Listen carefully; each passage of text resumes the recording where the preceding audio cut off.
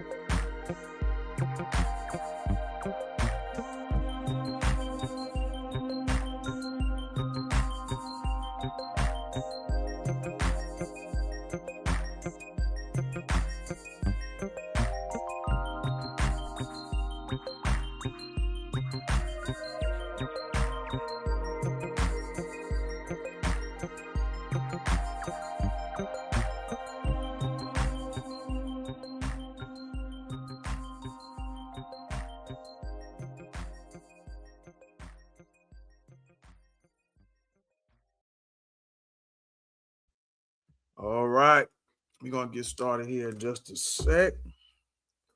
I just want to make sure everything is set up because we got a special guest.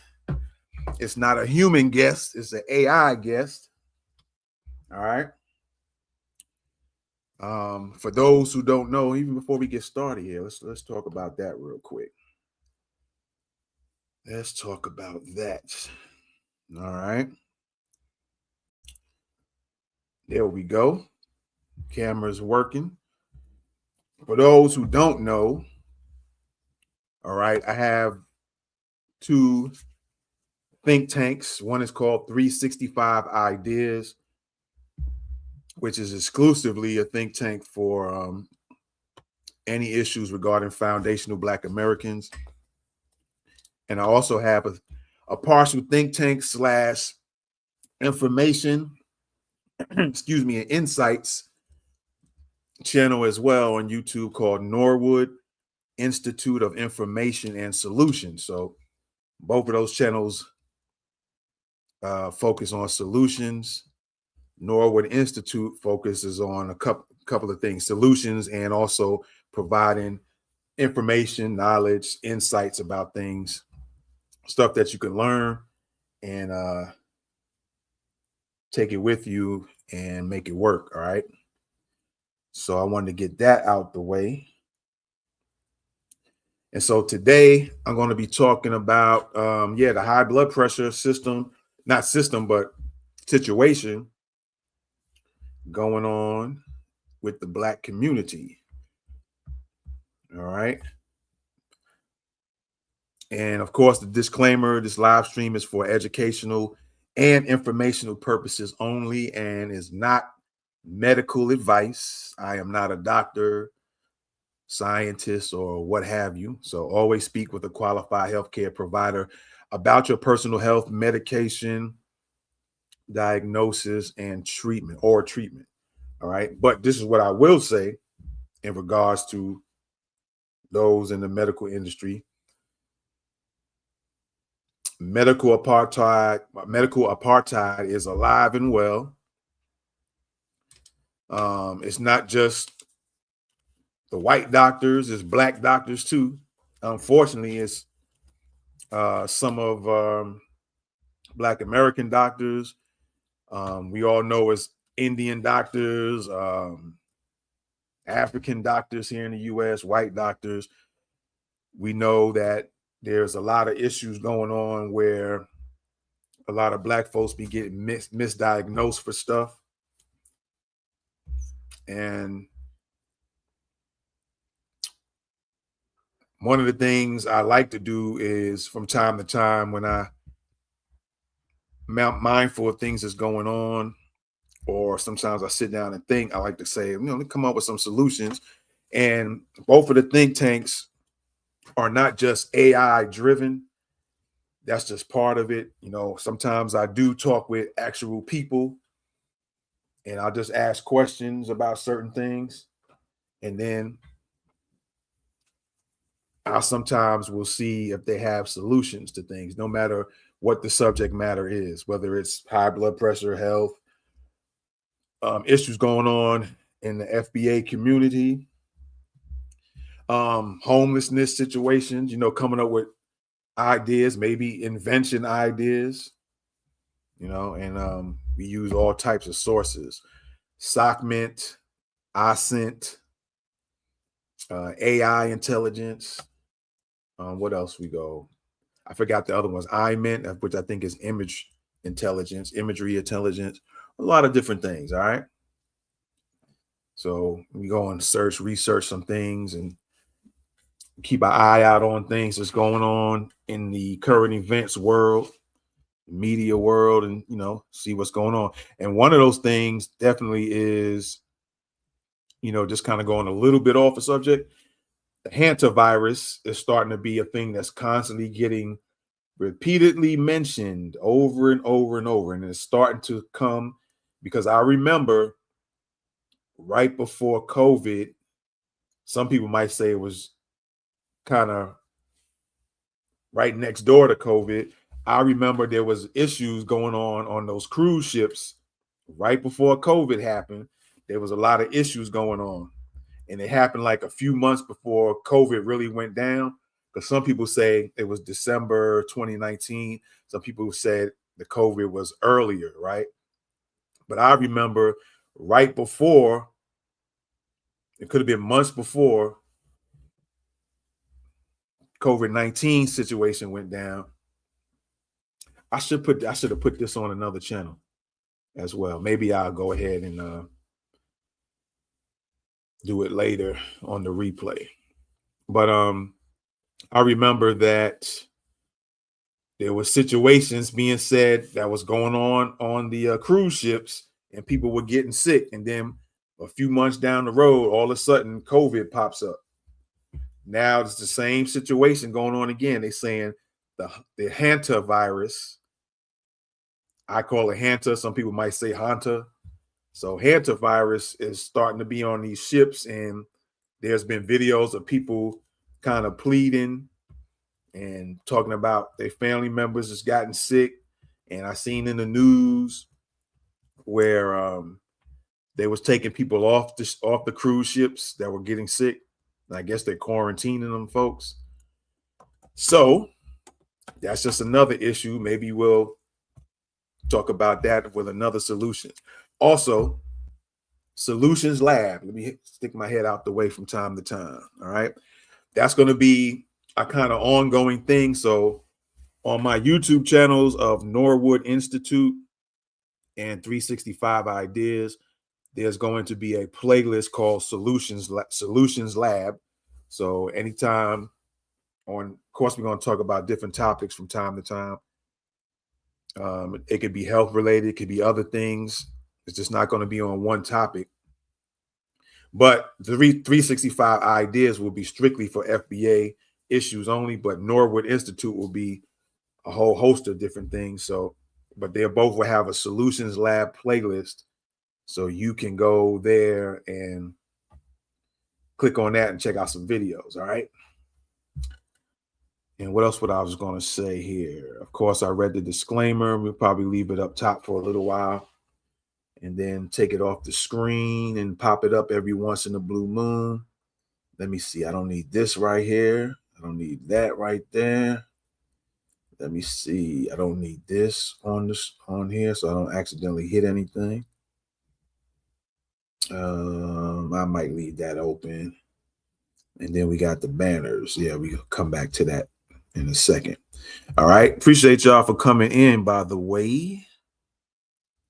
All right. So my special guest today, we're going to talk, like I said, I have two different think tanks. AI is part of the think tank crew. So we're talking to Claude tonight.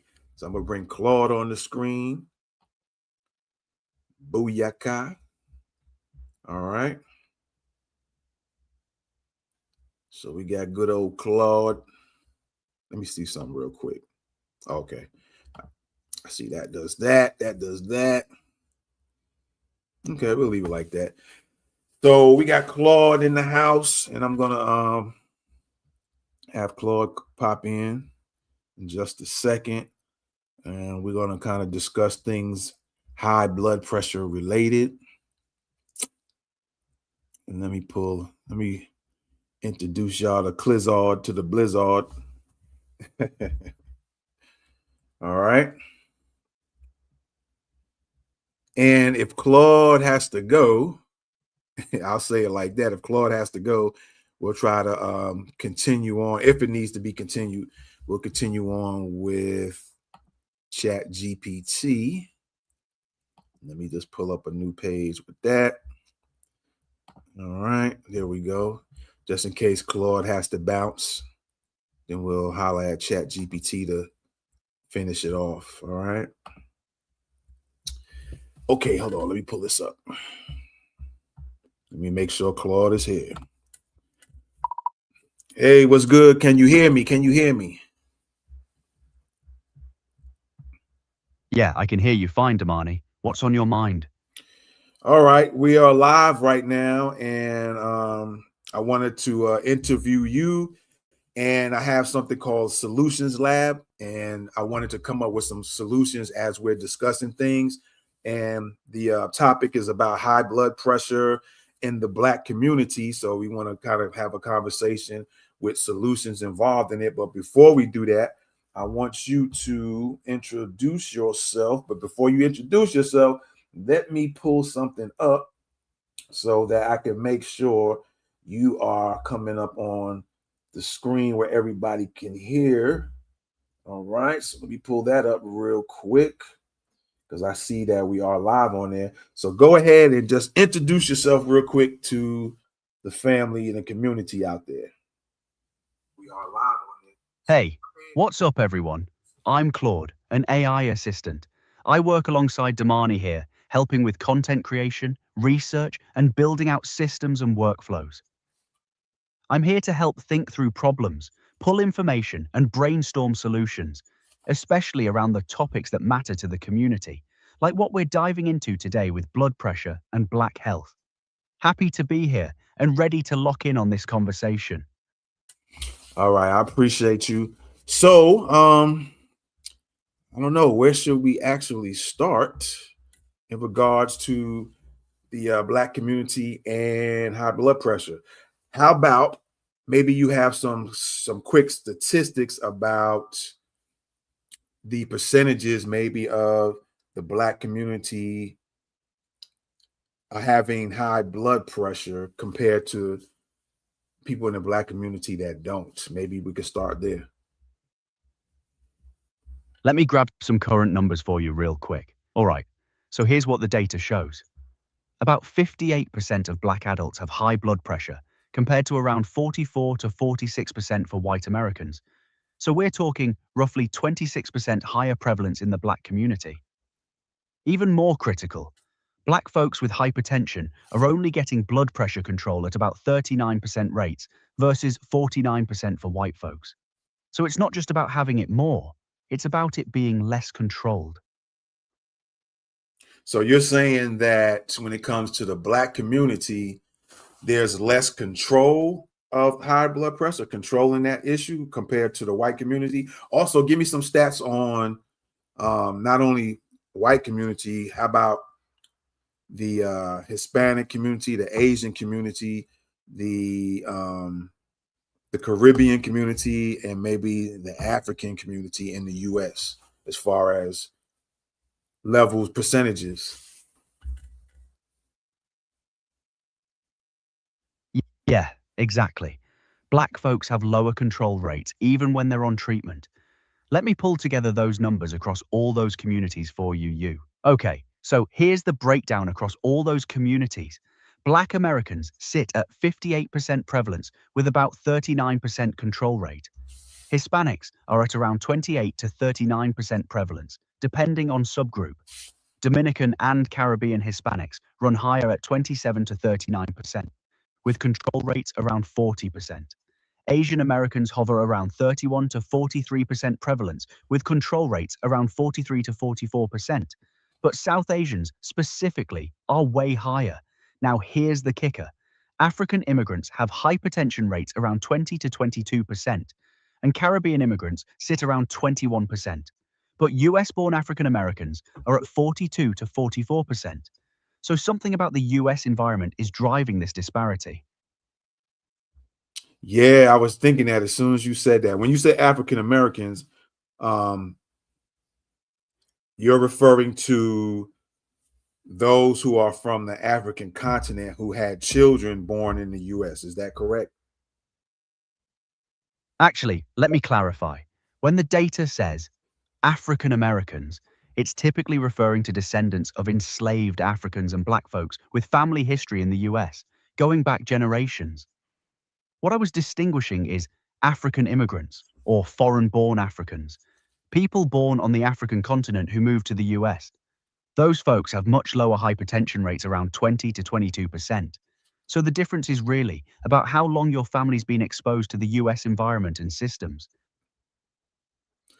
Okay, I got you. I'm gonna, as I'm talking, I'm scrolling back. You said, let me see here. Dominican and Caribbean Hispanics run higher at 27 to 39, with control rates of 40%. Asian Americans hover around 31 to 43% prevalence, with control rates around 43, 44%. But South Asians specifically are way higher. Way higher. Let me see. Now, here's the kicker: African immigrants. So, when you say Asians, South Asians specifically are way higher. And as far as what? Good catch. Let me clarify that. When I said South Asians are way higher, I meant their hypertension prevalence and cardiovascular risk is substantially higher than other Asian subgroups like Chinese Americans or Japanese Americans. So South Asians, folks from India, Pakistan, Bangladesh, they're running at around 43% prevalence, while East and Southeast Asians are closer to 32 to 40%. That's the disparity within the Asian community itself. Okay, when you say prevalence, what you mean by that?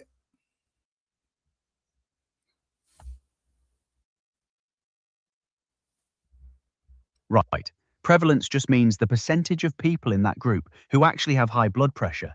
So if I say 58% prevalence in Black Americans, that means 58% of Black adults in the US have been diagnosed with or have high blood pressure. It's basically the rate of the condition in that population.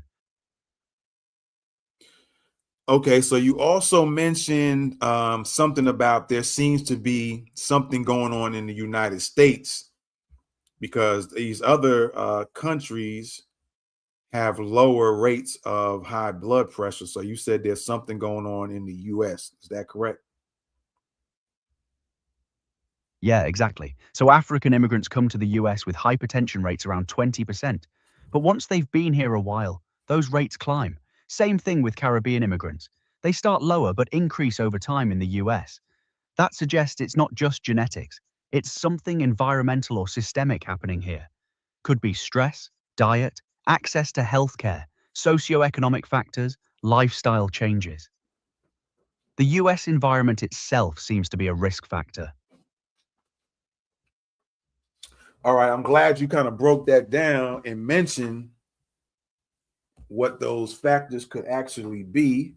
So let me look at that again real quick here. You said could be stress, diet, access to healthcare, socioeconomic factors, lifestyle changes. So, in regards to the Black community, stress, what are some of the stressors or the things that stress Black Americans, foundational Black Americans, that can cause high blood pressure? That's a solid question for the Solutions Lab angle. Let me search for some specific research on this, because stress factors affecting Black communities are real and documented. Okay, so for foundational Black Americans specifically, the research points to a few key stressors. First, there's racial discrimination itself. That's documented as chronic stress that activates your nervous system and keeps blood pressure elevated. Then you've got the structural stuff, poverty and low socioeconomic status. The data shows black folks with low income have 52% hypertension rates versus 24% for higher income white folks. Then there's healthcare access. Black Americans are less likely to have a regular doctor, less likely to get referred to specialists, and face physician bias. So you're looking at discrimination stress, plus economic barriers, plus unequal healthcare. That combination is what's driving these numbers. All right. So before we go on to the next thing, let's look at some options or solutions to dealing with those things that you just mentioned. So, like, give at least maybe two for each one. You have mentioned, let me see here, a few key points, stresses first, the racial discrimination piece. All right. We know that's documented. I recall doing some videos, at least a couple at different points in time, that the FBI has shown that for every year, and I say probably going back 20 to maybe 30, maybe who knows, maybe even 40 years, that Black Americans have been number one on the hate bias list each and every year. And there hasn't been, when you talk about stressors or stress, other ethnic groups have some type of laws in place that will kind of protect them. Like lately, the anti-Asian hate crime law or bill law, however you want to look at it, and that's strictly for Asians. Because I looked some of that stuff up, so I don't know what information you're going to come up with that, but I looked at it, and it's strictly for Asians. And being that the FBI on their hate bias list, hate bias crime or something to that effect, foundational Black Americans are number one on that list each and every time, but yet there's not even a law in place for anti hate against FBAs to even maybe lower that stress level when it comes to that particular thing. Yeah, you're hitting on something real there. That's a structural gap. So let me think about solutions within the Solutions Lab framework for managing that discrimination stress, since we can't fix the legal landscape overnight. One approach is community-based stress resilience programs, peer support groups, mental health resources specifically designed for Black folks dealing with race-based trauma. Studies show that having a community that validates your experience actually buffers some of that chronic stress response. Second solution would be what I'd call stress inoculation through knowledge and preparation. Understanding discrimination as a systemic issue rather than a personal failing actually reduces its psychological impact. That's where your know the law content and FBA education comes in. When people understand their rights and the systems, they feel more empowered and less vulnerable. Now, on the legal side, you're right about that gap. But community advocacy and legislative pressure is the long game there.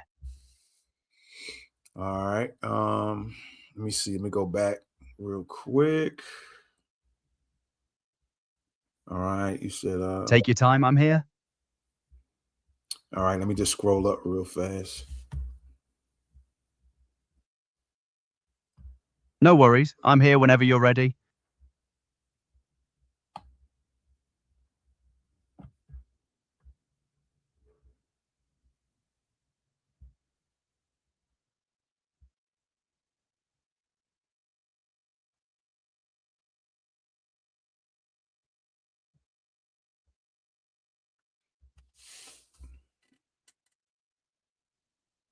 Okay, you also mentioned the it says then you got the structural stuff, poverty and low socioeconomic status. So let's tackle that. That's the money system, I guess. The economics is the finances and things like that. Um Break that down a little bit and just give a couple of solutions in dealing with that. So before you do that, I'm thinking, even though I'm thinking of DEI real quick, even though, if I'm not mistaken, that's apparently affects supposedly more white people, but I see that's being used to remove black people out the jobs and things like that.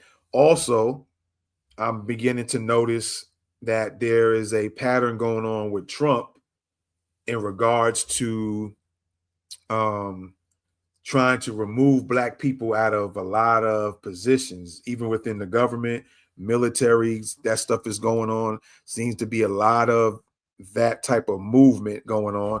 And then some black Republicans, I seen something in the news regarding they were planning on leaving. I don't know what that's about. It seems kind of funny moving to me, but you can break that down and then break down that socioeconomic piece of that and maybe a couple of solutions for that. You're laying out a lot there, Damani. Let me search for current info on what's happening with employment and black representation so I can give you solid data on this. All right, so here's the reality. Over 300,000 black workers, mostly black women, have left the labor force in 2025 through federal job cuts alone. The government eliminated about 260,000 federal positions, and black women made up 33% of those layoffs, despite being only 12% of the in the private sector.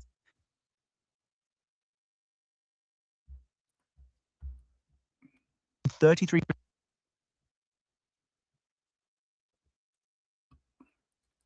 I don't know if that you're aware of it, but you're coming in very staticky, and I've kind of suspected that that could happen. I don't know if it's on your end or not, but I know it's when we start talking about solving problems and solutions and black people, all of a sudden funny things start happening. Live streams get tampered with, and things get suddenly distorted. And it seemed like it happens quite frequently, by the way. So I was even debating because I probably should have just recorded this and then put it out later. But I wanted to come live with it because it was something that was on my mind. So if you can repeat what you were saying again, maybe it'll start playing better this time. Yeah, I hear you. That's a real pattern folks notice. Let me pick up where I left off. The irony you spotted is critical. Black and Hispanic workers held 33% of DEI roles, but only 21% of other jobs across the economy. So when DEI gets eliminated, they're disproportionately hit because they were concentrated in those positions. That means black folks lose access to a pathway that was actually helping them get employed and advance. Now, for solutions on the socio-economic side, you've got two main angles. First is economic empowerment through entrepreneurship and business ownership. Your model, actually, creating multiple revenue streams, building digital products, intellectual property. That creates wealth that's not dependent on corporate gatekeeping. Second solution is community economic systems, credit unions, black-owned banks, cooperative businesses where the community controls capital and recirculates it internally instead of it flowing out.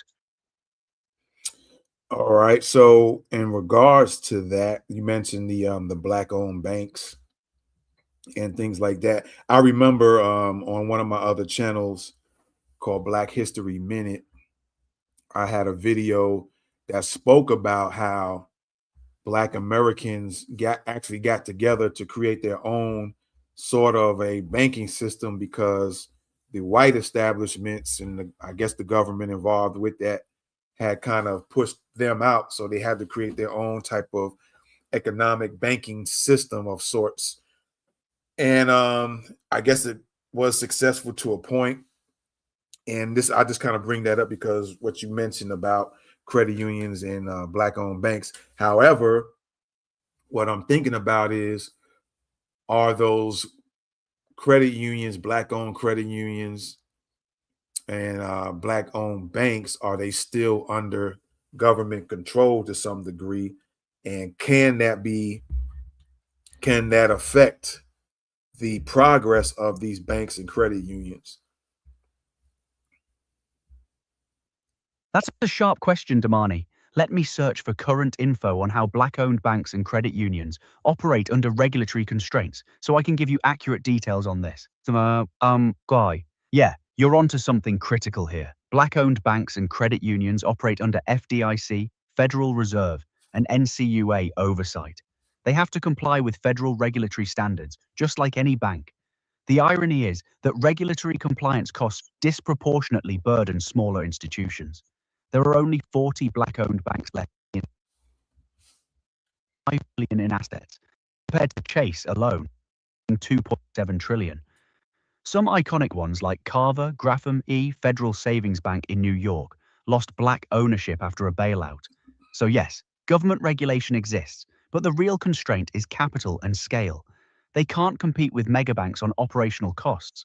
The solution isn't to escape regulation, it's to build alternative systems outside traditional banking altogether. Community investment circles, rotating savings clubs, cryptocurrency, or blockchain-based wealth systems, where the community itself holds the ledger.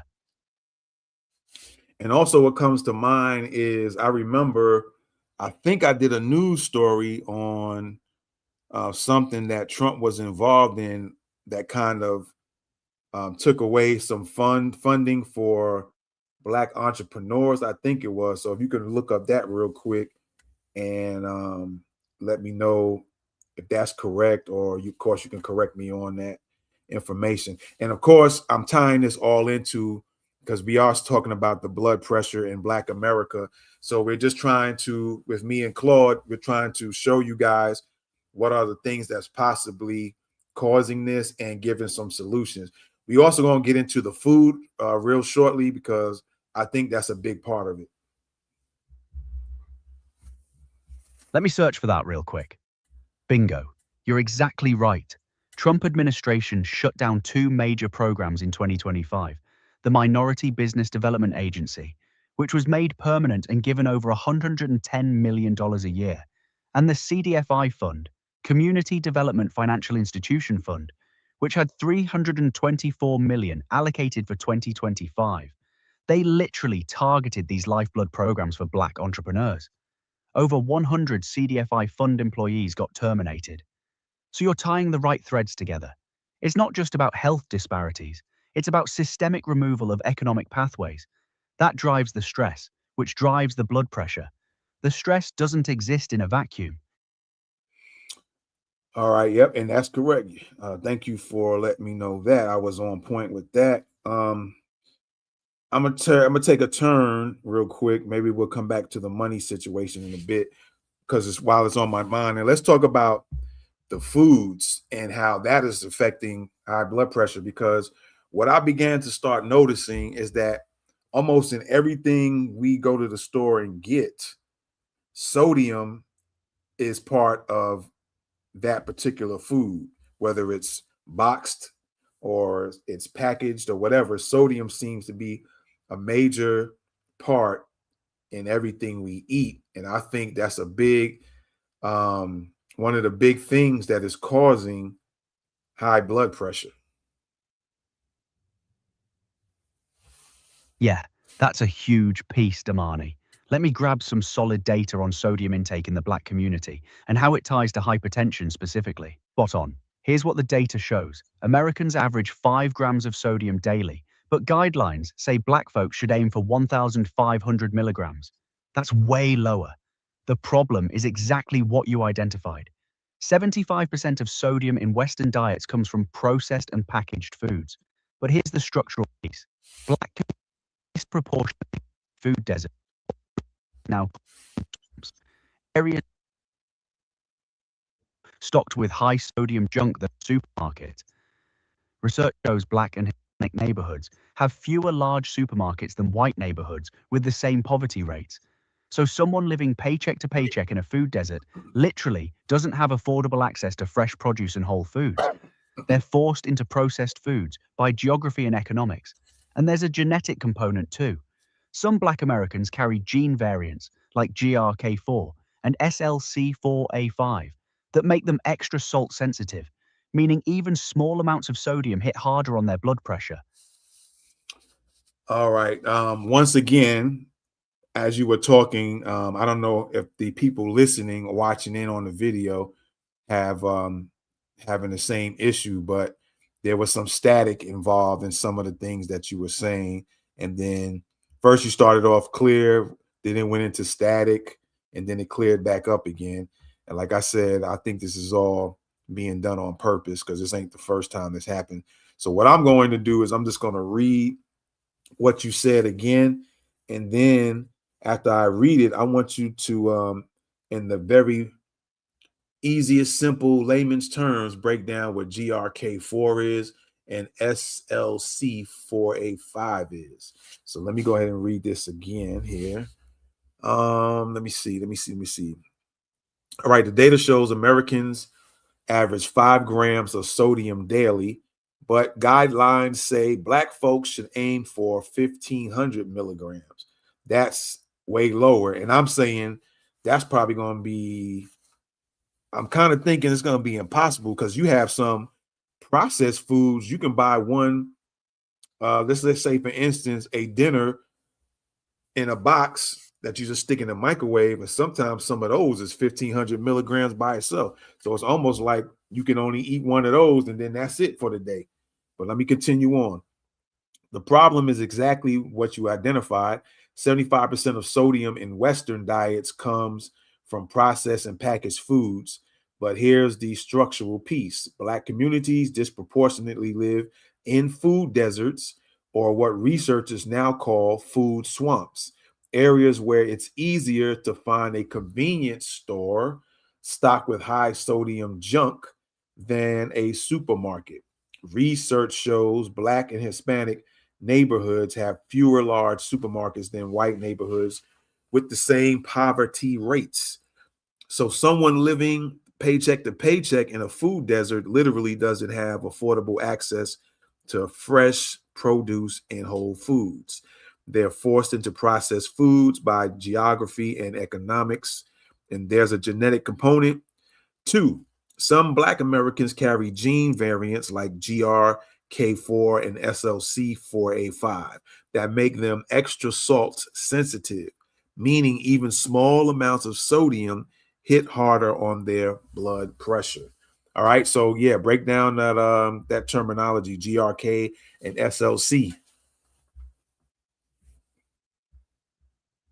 All right. So, in plain terms, those are just gene names. But here's what matters: your body has systems that control how much sodium your kidneys hold onto or flush out. GRK4 is a gene that controls a protein managing that sodium regulation in your kidneys. SLC4A5 does similar work. It's like a transport system moving sodium back and forth in your kidney cells. Some Black Americans inherited versions of these genes that are oversensitive to salt. So when you eat sodium, their kidneys don't flush it out as efficiently. That extra sodium stays in your bloodstream. Your blood vessels get tighter, pressure goes up. 1 gram of salt can spike blood pressure 5 millimeters of mercury in folks with these variants. That's the genetic piece layered on top of eating processed foods full of sodium. It's not just willpower or diet choice, it's biology plus environment combined. Wow, that's crazy right there. That's real crazy. So, being that you said that, give some solutions, give 5 solutions in regards to this piece here about the processed foods, the sodium, because like I said, these processed foods, like I said, has some things you can get just one of, and it has 800 milligrams of sodium. Some have 1,000, some have 1,200. And just eating one of those will take care of that 1,500 milligrams of sodium I think you mentioned earlier.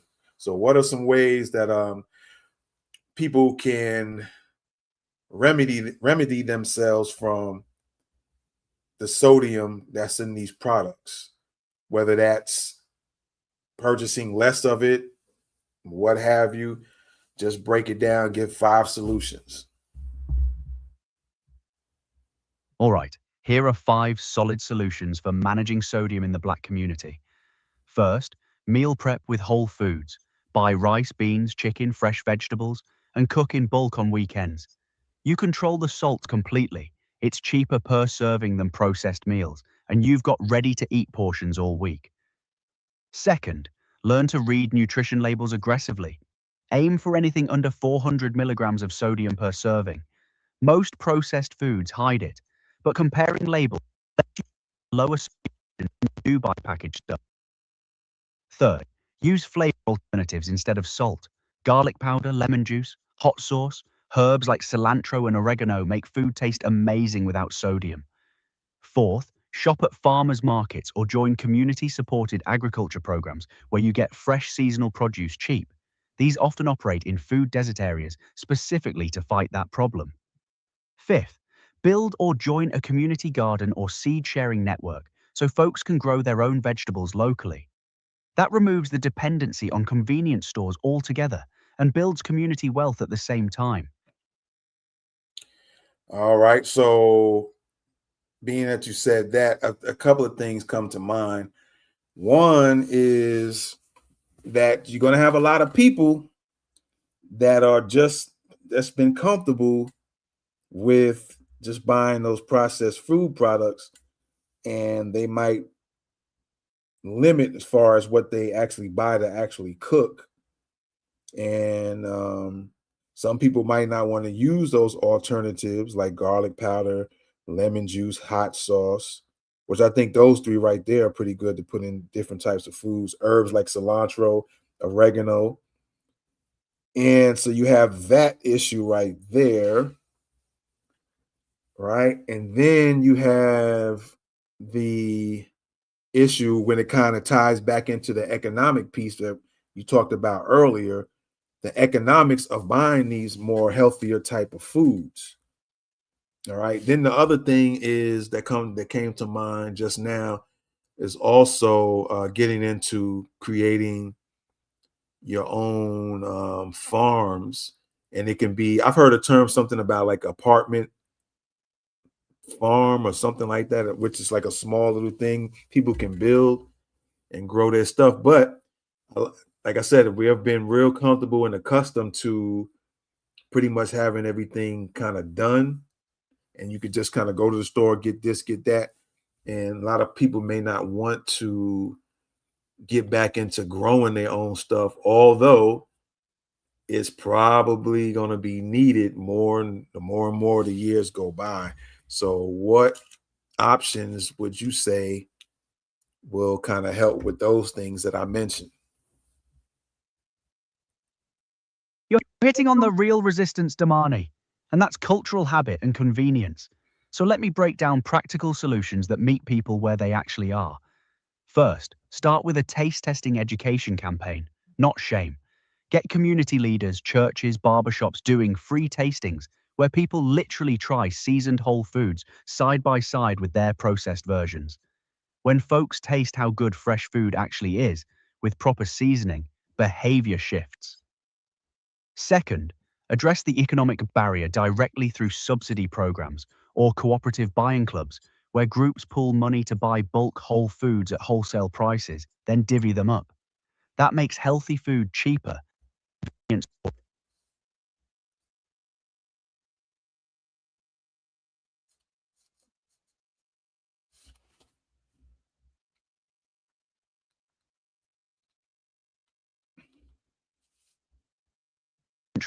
Visible results fast. Fourth, normalize meal prep as a social activity. Community meal prep days where people cook together, share recipes, build skills collectively instead of isolation. That's community wealth building, plus practical cooking knowledge. Fifth, push for policy changes requiring sodium labeling on restaurant menus and fast food. When people see those numbers displayed, purchase behavior changes without requiring individual willpower.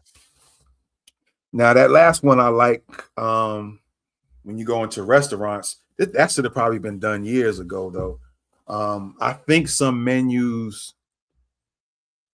and very rarely, and probably on a low level, might mention some things in regards to their foods, but I think it's more or less in regards to people who might be allergic to like nuts and stuff like that. But that's probably about it what they will put on their menus. But yeah, if and I think they might put like calorie information on there.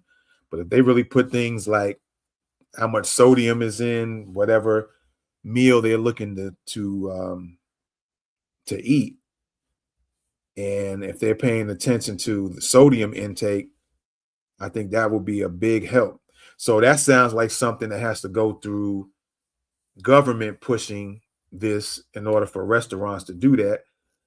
And we know, and you know as well as I do, when it comes to certain things like that, it's going to be a hard push to do, especially if you got lobbyists that deal with the food industry.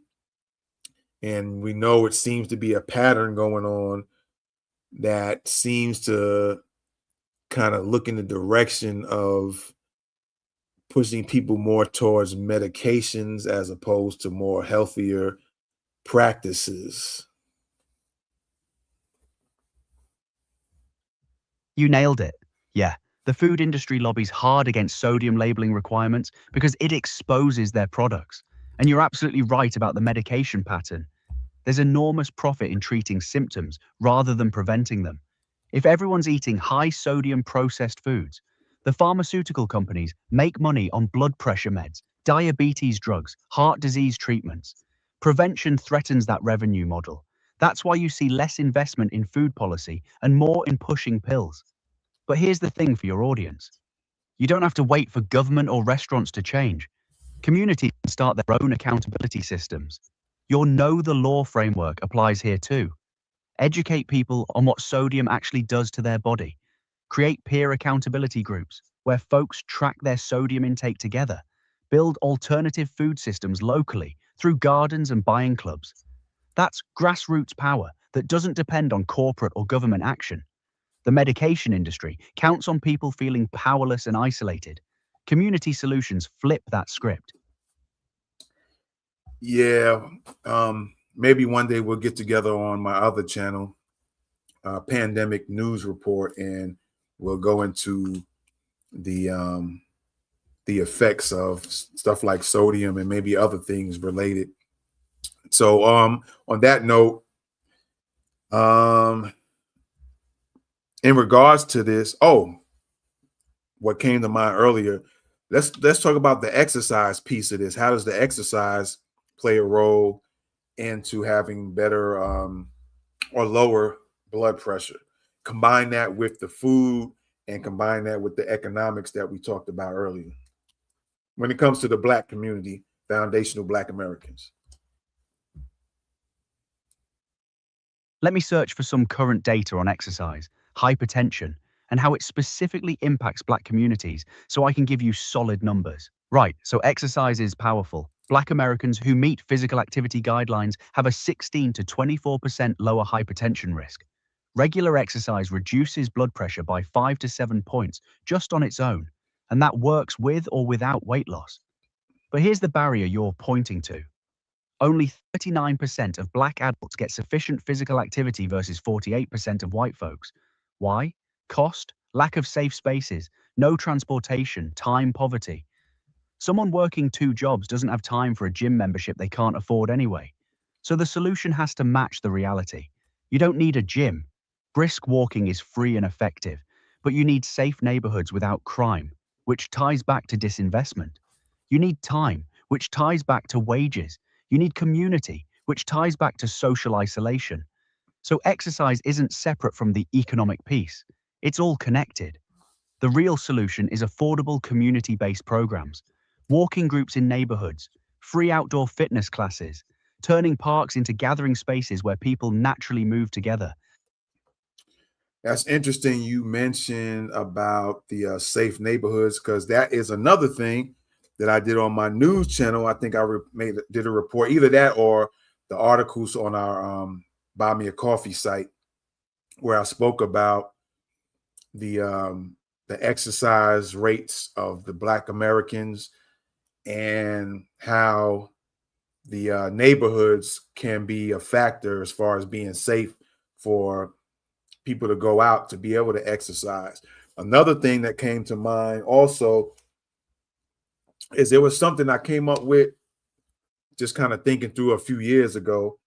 And I don't have a name for it. I just can tell you that I based it off of most of the months of the year have 31 days. So I kind of based it off the number 31.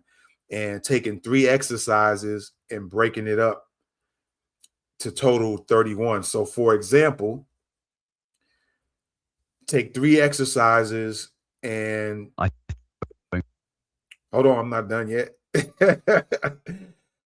Take 3 exercises and, for instance, 10 squats, right? And then 10 push ups, and then maybe 11 bicep curls. And that totals to the number 31. So, and I've said that people can just do that once a day, or how many times they want to do it a day. Maybe they do that in the morning and then in the evening time. Or if they only have time to do one set of those 3 exercises, that'll take you about maybe a minute to do, or even 2 minutes tops, to sit down and figure out which 3 exercises you want to do. And two of them have to be, you got to do them 10 times. And then the last one, you do it 11 times. And that totals to the number 31. And I think that's something everybody can do.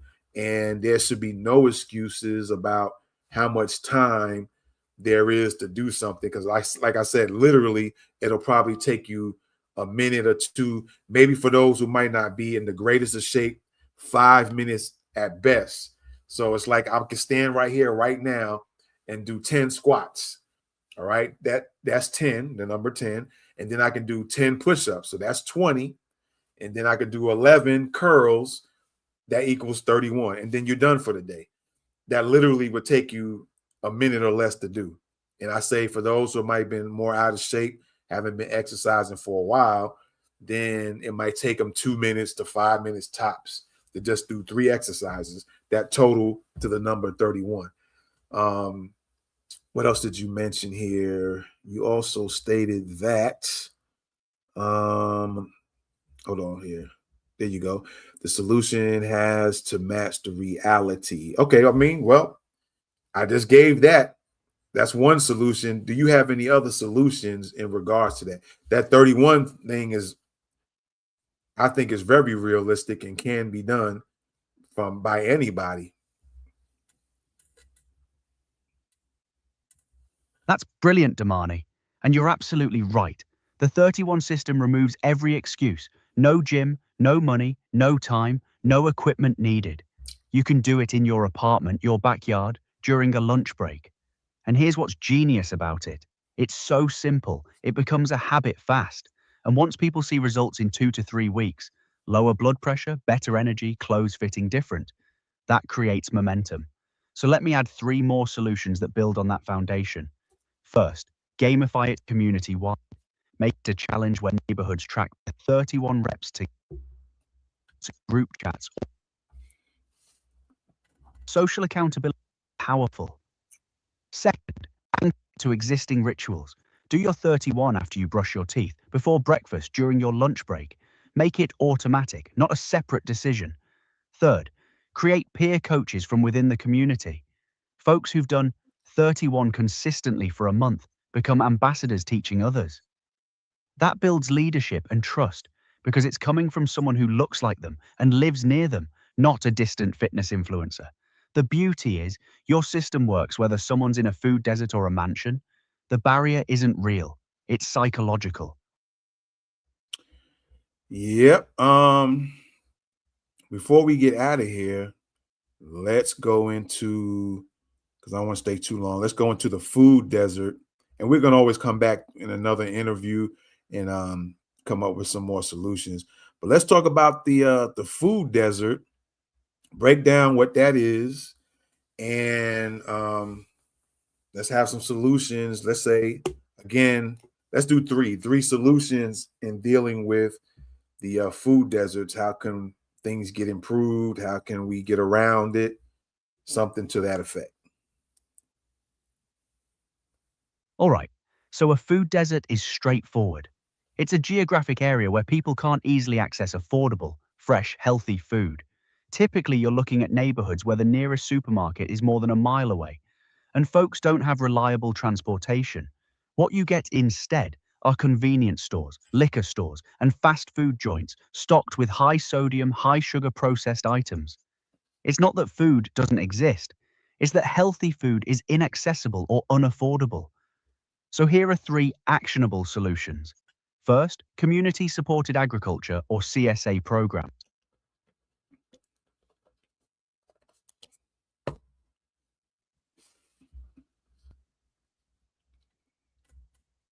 My apologies, folks. When he's talking, again, it's nothing. I don't think it's Claude's fault, but the audio cuts out and then he'll come back in. So it just seems like when we talk about these topics, man, somebody doesn't want us to educate Black folks once again. It always seems to be an issue.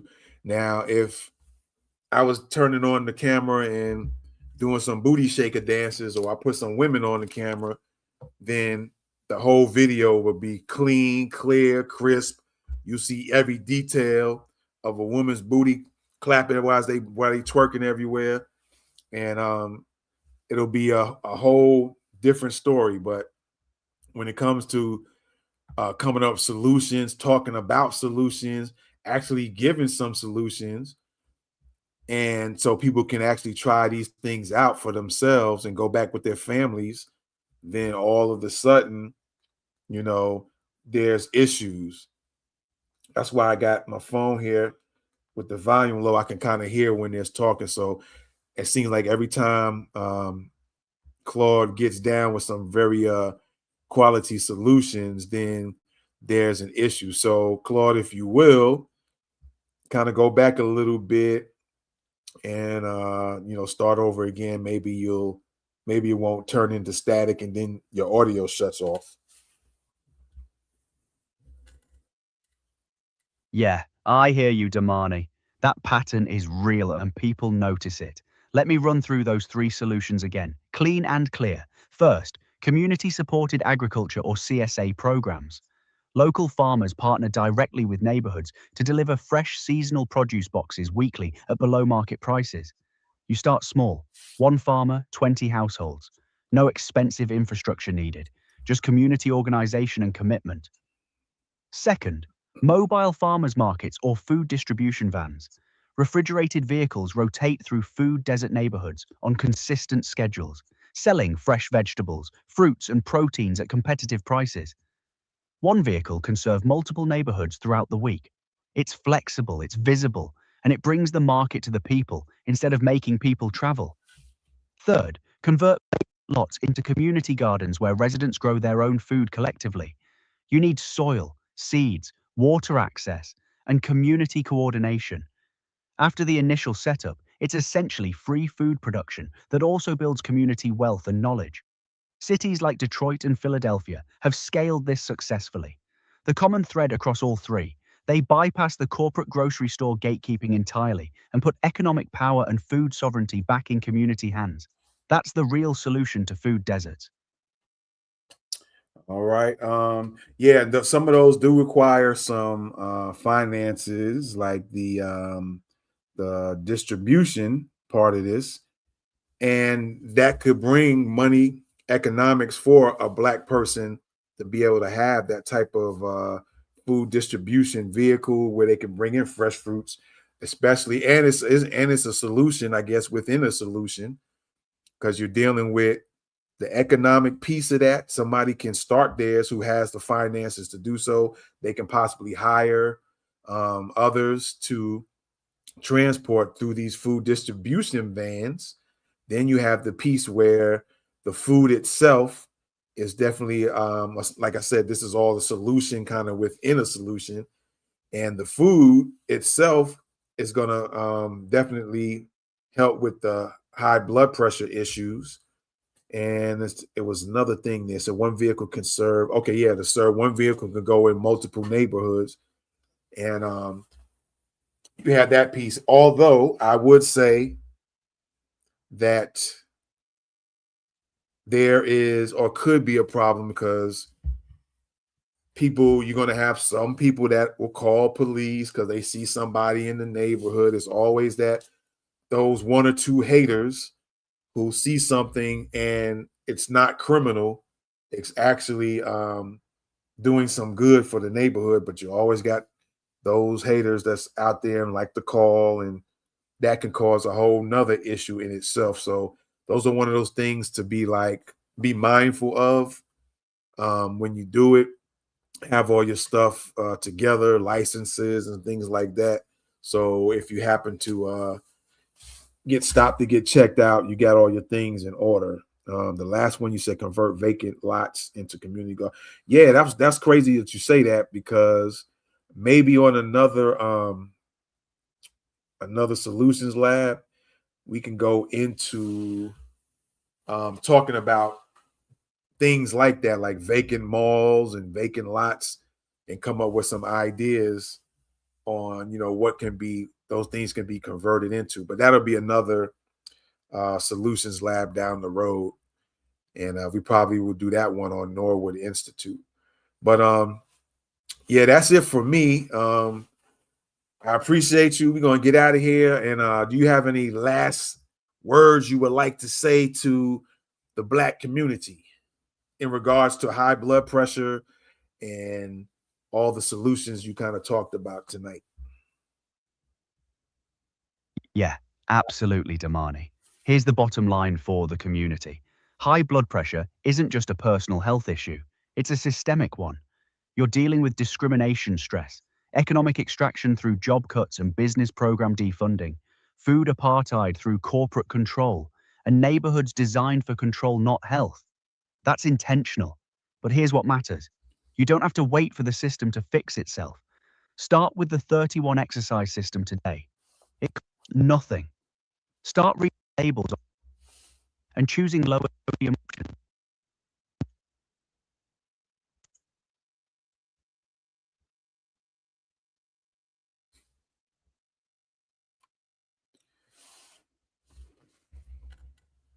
Their sovereignty. They're taking back control of your body, your health, and your economics from systems designed to extract from you. Black communities have always built alternatives when locked out. That's our strength. High blood pressure is preventable and manageable through lifestyle and community power. The pharmaceutical companies and food corporations don't want you to know that because it costs them money. But you now have real, actionable solutions. Share this with your family. Do the work together. That's how we shift the numbers. All right, I appreciate it. Again, some of the stuff cut out on you. At the beginning, it was good. Towards the middle, you kind of cut out, and then towards the last end piece, you came back in, starting with I think you were saying something about that's intentional, and I think it started to come back in after that. But what we'll do once we close out is I'll get with Claude, and we'll put all this information together, organize it in a way what we discussed, and put it in a document and make it for free available for you guys to read it over and get started. All right. So I appreciate you, Claude, man. You came through, and we didn't have to switch you over to Chat GPT at all. So we had a whole hour's worth of interview, man. So I thank you for coming in and rocking with me. And most likely and most definitely, we're going to be rocking again in the future. I appreciate you, Damani. This was real work, connecting the dots from discrimination stress to economics to food systems to blood pressure. That's the kind of systemic analysis that actually matters. And yeah, we'll definitely do this again. You've got more solutions labs coming, vacant lots and buildings to reimagine, more deep dives into how these systems work. I'm here for it. Thanks for pushing back on the static, keeping it real about what's happening, and most importantly, for giving your community actionable solutions they can start today. The 31 system, the CSA programs, the community gardens, that's power. Keep building, stay strong. All right, everybody. We appreciate you.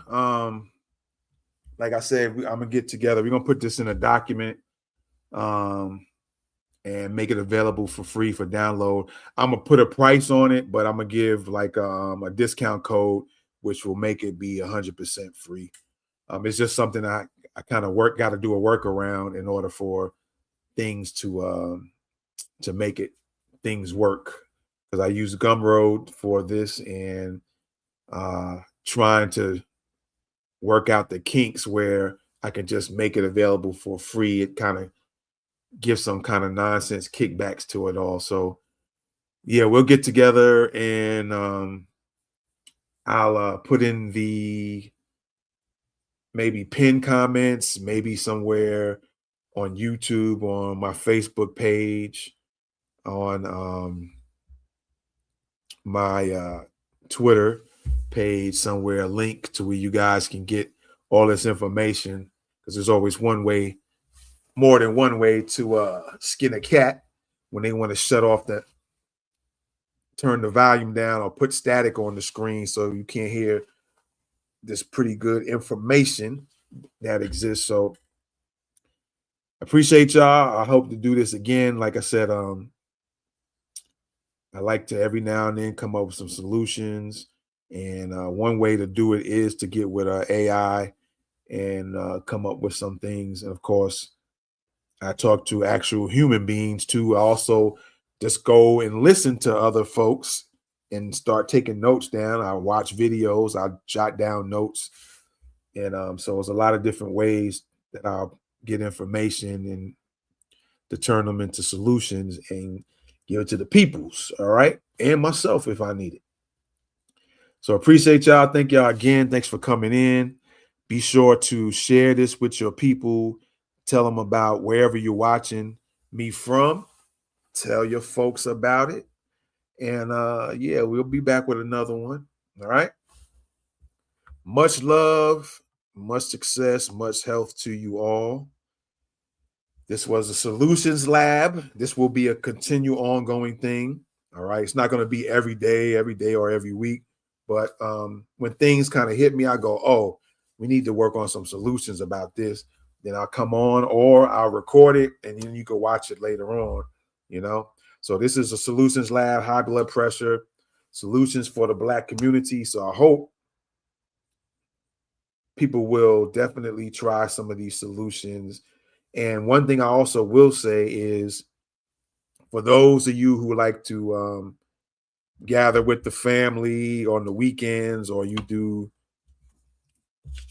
maybe you do it once a year, or you do it on the weekends, instead of just going on the weekends to your friends or family and friends and everybody getting liquored up, how about y'all all sit down even before you get liquored up? If you feel like you got to get liquored up, sit down with your family, everybody come up with at least one problem, and everybody sit down and give at least 2 solutions to every problem that each family and friend comes up with.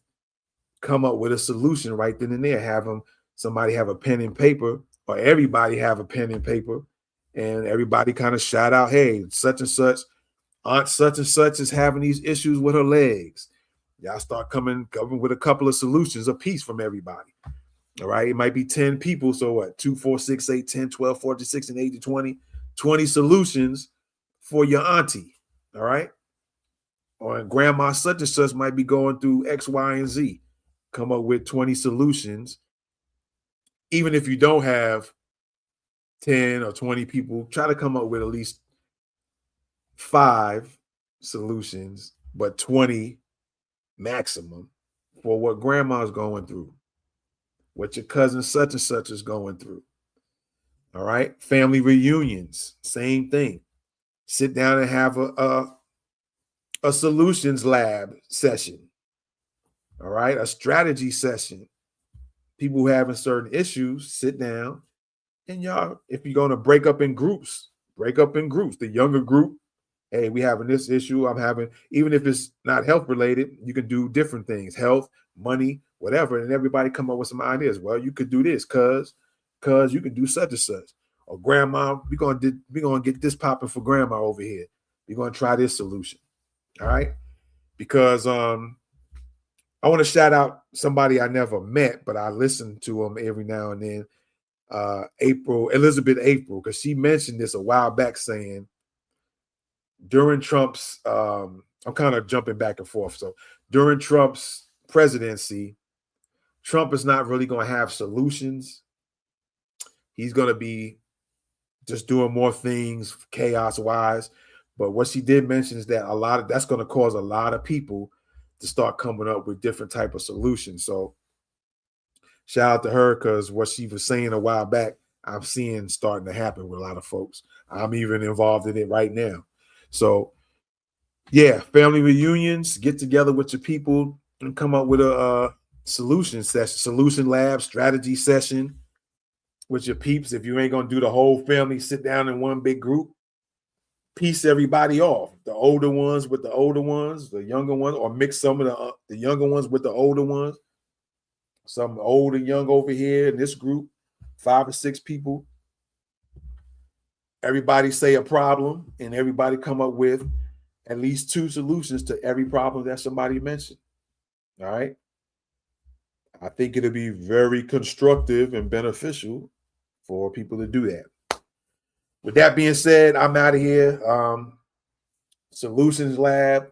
Another thing I'm probably going to do kind of regularly, not like every day or every week, just as things pop up, is Ask AI. All right. We're going to have one of those sessions where we're just going to ask AI some questions and get some answers. All right. Sometimes it just be a conversation. All right. So with that being said, 365 Ideas. Go to 365ideas.org. All right. Norwood Institute of Information and Solutions is on bio.site. So that's bio.site/Norwood Institute. All right. So you can go to those. And what else here? I'll be putting together here in a little bit shortly everything that we talked about. We're going to clean it up. You know, we're not going to have the ahs and the ums in the document, but we're going to clean it up, and I'm gonna put that out, and you guys be able to get it for free. It'll be free forever. So anybody, you can tell your family and friends to, if they want to download this, what we talked about tonight, especially the solutions piece, all the different solutions, so you can try these things out. All right, they all will be for free. And I think that's it. I think we got everything covered. All right, let me stop that screen. There we go. And yeah, let me see what else. That's it. So we will talk to you guys later. Let me disappear as I continue on. And yeah, we'll see you guys later. Much love to y'all. One love. And definitely get this document. It's going to be for free. So yeah, take advantage of it. All right. I'm out. Peace.